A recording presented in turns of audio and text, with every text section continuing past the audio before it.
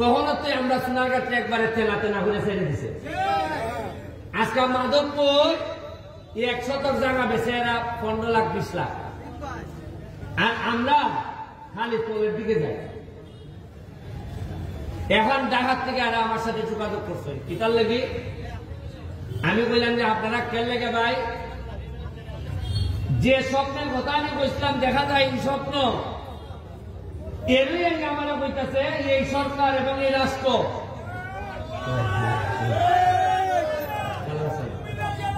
ভালো আছেন? Thank you, thank you. এরই আমার কইতেছে যে ভাই তোমার রাস্তাটা আমরা বড় করে দেব। কেমনে বড় করবা?